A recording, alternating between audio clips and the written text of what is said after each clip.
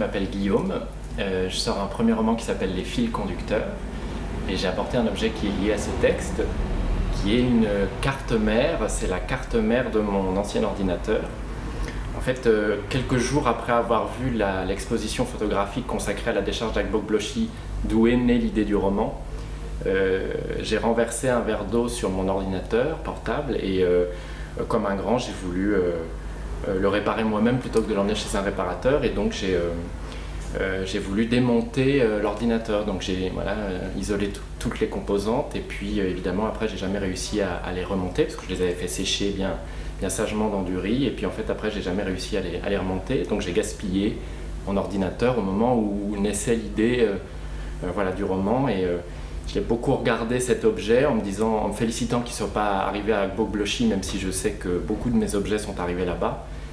Et j'étais assez fasciné par la beauté de cet objet et par sa toxicité aussi, parce que c'est un objet un peu paradoxal. On dirait une espèce de maquette d'une grande ville américaine vue du dessus. Donc c'est un objet assez fascinant, et j'ai essayé de trouver une analogie entre l'organisation de ces bouts de plastique et de métal assemblés et la structure du roman. Je ne suis pas certain d'être arrivé, mais voilà. La fouille. Prendre le monde dans ses mains, recueillir sa matérialité, fruit du travail des hommes, démêler, piocher, creuser de ses doigts, gratter, épouiller, frotter, puis brandir dans ses mêmes mains calleuses ce que l'action des membres supérieurs aura déniché. La fouille à laquelle on s'adonne et qui obsédera au point d'habiter chaque pensée.